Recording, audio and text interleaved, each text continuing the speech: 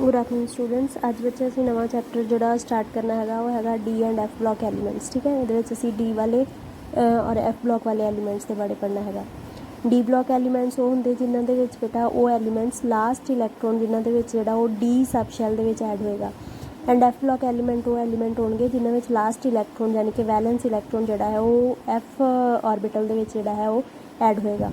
D दे विच and f दे विच जिहड़े ऑर्बिटल ऐड होणगे सॉरी इलैक्ट्रॉन जिहड़ा और इन्हां दोनों ऑर्बिटल्स दे विच ऐड होणगे उन्हां नूं रिस्पैक्टिवली डी एंड एफ ऑर्बिटल्स कहा जाता है।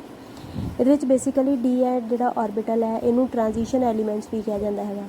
इनू ट्रांजिशन एलीमेंट्स बेटा इस करके कहा जाता है बिकॉज इहदी जिहड़ी पोजीशन है as you know from the periodic table कि डी ब्लॉक जिहड़ा it is placed in between the S and P orbitals.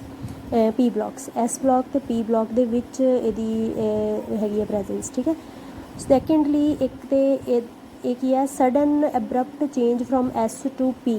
P दे जड़ियाँ जो एस के एलीमेंट्स के होंगे है और जो पी के एलीमेंट होंगे उन्हों दियाँ डी ब्लॉक के एलीमेंट्स दियाँ चेंज एकदम प्रॉपर्टीज़ जड़ियाँ एस तो पी दे विच हो जांदियां चेंज हो जाती यानी कि अद्धियाँ प्रॉपर्टीज़ एस के विच होंदियां नाल रिलेटेड है अद्धियां पी दे नाल रिलेटेड है। एकदम इन्हां दियां प्रॉपर्टीज़ दे विच ट्रांजिशन आती है चेंज हो जाती एकदम एस वाली प्रॉपर्टीज़ तो पी वाली प्रॉपर्टीज़ जोड़े एलीमेंट उन्होंने चेंज हो जाते हैं इस करके इन्होंने ट्रांजिशन एलीमेंट्स कहते हैं।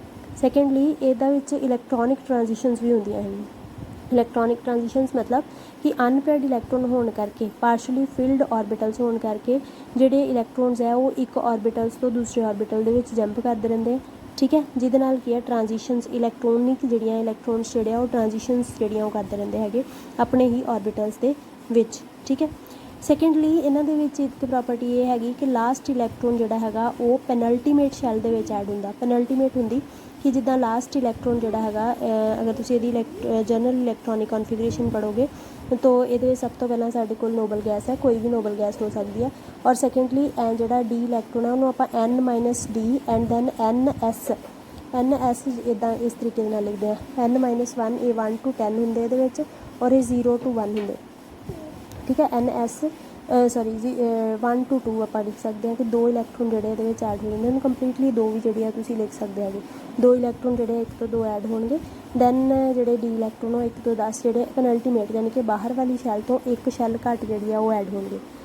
ओके, नैक्सट ये जी डेफिनेशन असी करते हैं the transition element the those elements which have incompletely filled d orbitals और जिन्होंने आप पार्शली फिल्ड डी ऑर्बिटल्स कहते हैं इन देयर ग्राउंड स्टेट और in any of their oxidation state. ठीक है, सो ये बेटा ये जी लाइन है in any one of their oxidation state ये साढ़े को बेसिकली जोड़ा है वो ऑर्बिटल्स भी है जिन्हों का आउटर कॉन्फिगरेशन जी हैगी वो कंप्लीटली फिल्ड है यानी कि डी ऑर्बिटल पूरे भरे हुए हैं। ठीक है, जस्ट उन्होंने लास्ट इलैक्ट्रॉन डी च ऐड हो रहा है इस करके उन्होंने डी एलीमेंट जोड़ा वो डी ब्लॉक एलीमेंट कहते हैं। ठीक है, हुण जिहड़े साडे कोल कॉपर है आर्गन है ये सारिਆਂ ਦੇ ਵਿੱਚ साडे कोल fully filled completely filled D orbital है। बट अगर आप इन्हां दी ऑक्सीडेशन स्टेट देखिए कॉपर पॉजिटिव वो जी पार्शली फिल्ड है that's why these are called transition elements क्योंकि इहदे पार्शली फिल्ड डी ऑर्बिटल्स होंगे हैं and partially filled d orbitals करके इलैक्ट्रॉनिक ट्रांजिशनस जिहड़ियां होंदियां हैं ये असीं देख सकते हैं कि इधर साडे कोल जिहड़ा हैगा ओ एस ब्लॉक है इधर साडे कोल पी ब्लॉक है एंड सेंटर दे विच जिहड़ा ओ डी ब्लॉक है। नैक्सट आ गया ये इलैक्ट्रॉनिक कॉन्फिगरेशन ट्रांजिशन एलीमेंट्स की जिहड़ी डिवीजन है असीं इत्थे देख सकते हैं कि देर आर टोटल 3 और 4 ट्रांजिशन सीरीज़ एक्चुअली है 1 2 एंड 3। पहली जी है वो स्कैंडियम तो शुरू होकर जिंक तक है, दूसरी जैट्रियम तो शुरू होकर सर्कोनियम ये थोड़ा गैप है, दैन जर्कोनियम तो शुरू होकर कैडमियम तक है, दैन लैंथेनाइड्स और एक्टिनाइड्स वाली सीरीज़ शुरू होंगी। इन्होंने पहला 14 एलीमेंट जोड़े है लैंथेनाइड्स और एक्टिनाइड्स से प्लेसड है। दैन अगे साडे कोल ऑफनियम तो शुरू होती है मरकरी तक एंड दैन जोड़ा इनकम्पलीट हैगी साडे कोल। ठीक है, ओके, ये साडे कोल जनरल जी इलैक्ट्रॉनिक कॉन्फिगरेशन कई बार पूछ लेंगे ने that is N minus 1 to D and N S 1 to 2 electron जोड़े तुम दो भी लिख सकते हो 1 to 2 होंगे वैसे इतने 1 to 10 में जी electronic configuration. First transition series इतने लिखा है स्कैंडियम तो जिंक तक शुरू होंगी है 3 डी फिल्ड है, सैकेंड 4 डी की फिलिंग है एंड थर्ड जी होगी 5 ट्रांजिशन सीरीज़ के और सिक्स्थ वाली जी है वो 6 डी और ये इनकम्पलीट है यानी कि होर एलीमेंट्स जोड़े अजे जुड़ते जा रहे हैं। ठीक है, सो सब तो पहला इतने फर्स्ट ट्रांजिशन सीरीज़ के बारे में पढ़ना है।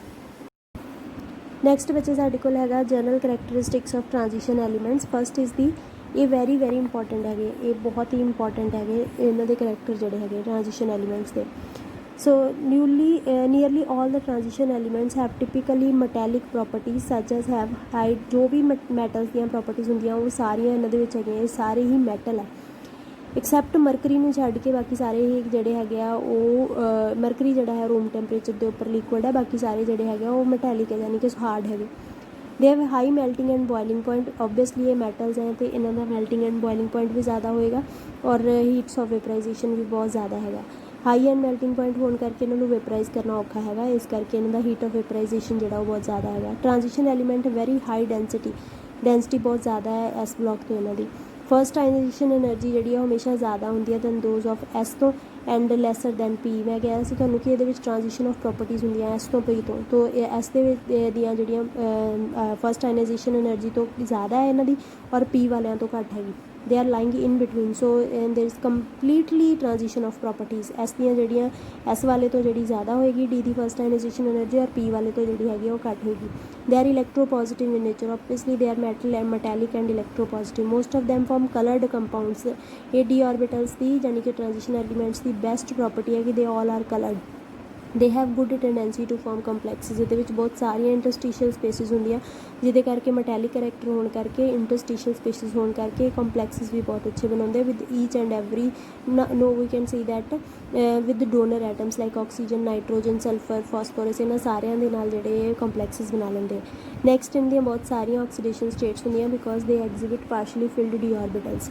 There compounds are generally paramagnetic in nature, obviously ਅਸੀਂ ਇਹਨਾਂ ਨੂੰ ਪਾਰਸ਼ਲੀ ਫਿਲਡ ਡੀ ਆਰਬਿਟਲਸ ਕਿਹਾ ਅਤੇ ਪੈਰਾਮੈਗਨੈਟਿਕ ਹੋਣਗੇ।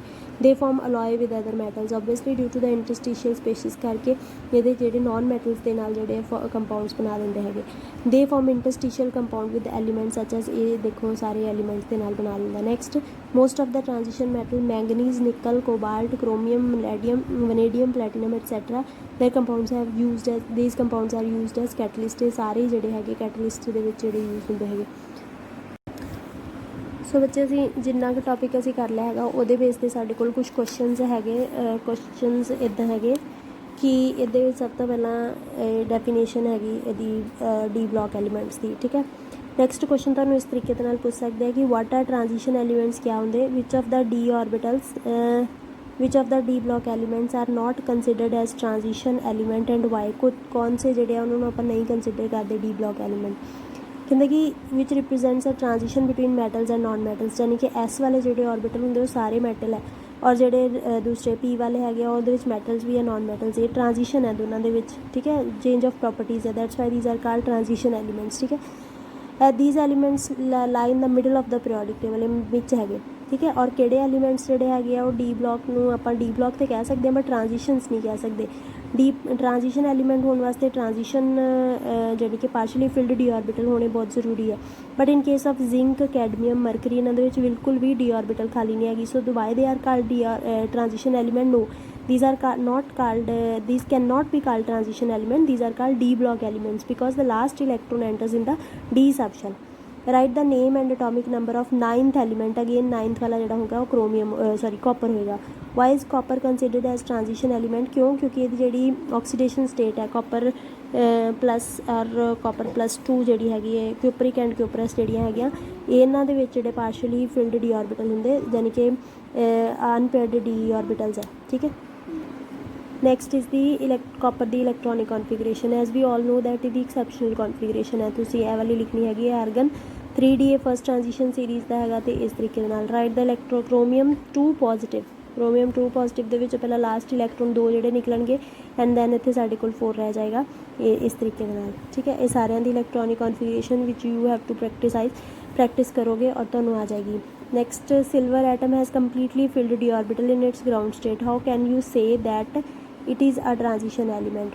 क्योंकि यदि ऑक्सीडेशन स्टेट दे विच it is a transition element है इस करके क्योंकि partially filled D orbital and transition of properties can takes place, that's why यदि ऑक्सीडेशन स्टेट दे विच असीं जदों ट्रांजिशन एलीमेंट्स की डेफिनेशन पढ़ी है कि ये भी लिखा सीगा कि इन्हां दे ਜਿਹੜੇ ਆਕਸੀਡੇਸ਼ਨ ਸਟੇਟਸ ਦੇ ਵਿੱਚ ਵੀ ਇਹ ਜਿਹੜੀਆਂ ਹੈਗੀਆਂ ਸਾਡੇ ਕੋਲ ਹੋਣੀਆਂ ਚਾਹੀਦੇ ਹੈਗੇ in partially filled d orbital ਹੋਣਾ ਚਾਹੀਦਾ। In what way the electronic configuration of transition element differ from that of the non transition element? Transition elements के जोड़े नॉन ट्रांजिशन एलीमेंट्स आ ਜਿਹੜੇ ਟ੍ਰਾਂਜੀਸ਼ਨ ਐਲੀਮੈਂਟਸ ਹੋਣਗੇ ਉਹਨਾਂ ਦੇ ਵਿੱਚ ਡੀ ਆਰਬਿਟਲ ਹਮੇਸ਼ਾ ਪਾਰਸ਼ਲੀ ਫਿਲਡ ਹੋਣਗੇ, but in case of non transition elements ਇਹਦੇ ਵਿੱਚ ਕੀ ਹੈ ਸਾਡੇ ਕੋਲ ਫਿਲਡ ਡੀ ਆਰਬਿਟਲਸ ਹੋਣਗੇ, ਇਹਦੇ ਵਿੱਚ ਖਾਲੀ ਜਿਹੜੇ ਡੀ ਆਰਬਿਟਲਸ ਆ ਉਹ ਨਹੀਂ ਹੋਣਗੇ। ਤੇ ਆਪਾਂ ਪੜ੍ਹ ਸਕਦੇ ਹਾਂ transition elements contain incompletely filled d orbital that is there electronic configuration is in देखो 1 to 10 है पार्शली फिल्ड है, whereas नॉन ट्रांजिशन एलिमेंट्स ਦੇ ਵਿੱਚ नो डी ऑर्बिटल और the subshell is completely filled and have ns1 to ਇਹ ਵਾਲੀ ਜਿਹੜੀ configuration है हो जाएगी।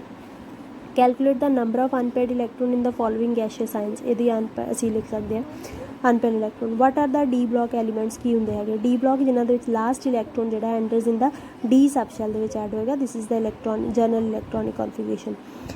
copper atom has completely filled, how can you say that it is because ਦੀ ਜਿਹੜੀ ਆਕਸੀਡੇਸ਼ਨ ਸਟੇਟ ਦੇ ਵਿੱਚ copper 2 ਪੋਜ਼ਿਟਿਵ ਦੇ ਵਿੱਚ ਜਾਂ copper 1 ਪੋਜ਼ਿਟਿਵ 2 ਪੋਜ਼ਿਟਿਵ ਦੇ ਵਿੱਚ ਸੌਰੀ ਇੱਕ ਟ੍ਰਾਂਜੀਸ਼ਨ ਐਲੀਮੈਂਟ ਹੈ with partially filled d orbitals. Next why zinc cadmium again ਇਹ ਕਿਉਂ ਰੱਖੇ ਗਏ ਆ? ਕਿਉਂਕਿ ਇਹਨਾਂ ਦੇ ਵਿੱਚ ਲਾਸਟ ਇਲੈਕਟ੍ਰੋਨ ਜਿਹੜਾ ਹੈਗਾ ਉਹ ਡੀ ਆਰਬਿਟਲ ਦੇ ਵਿੱਚ ਜਾਂਦਾ ਹੈਗਾ, ਬਟ ਇਹਦੀਆਂ ਕੁਝ ਪ੍ਰੋਪਰਟੀਜ਼ ਜਿਹੜੀਆਂ ਹੈਗੀਆਂ ਉਹ ਟ੍ਰਾਂਜੀਸ਼ਨ ਐਲੀਮੈਂਟਸ ਦੀਆਂ ਨਾਲ ਮਿਲਦੀਆਂ ਹੈਗੀਆਂ। That's why these are taken as d block elements, the considered as d block elements. On what ground can you say that scandium is a transition element but zinc is not? scandium ਦੇ ਵਿੱਚ D1 configuration ਹੈ again partially filled d orbital and ਜਿਹੜਾ ਸਾਡੇ ਕੋਲ zinc ਹੈ ਉਹਦੇ ਵਿੱਚ completely filled d orbital ਹੈਗਾ। ਨੈਕਸਟ ਬੱਚੇ ਜਨਰਲ ਪ੍ਰੋਪਰਟੀਜ਼ ਵਾਲਾ ਅਸੀਂ ਕੱਲ੍ਹ ਡਿਸਕਸ ਕਰਾਂਗੇ।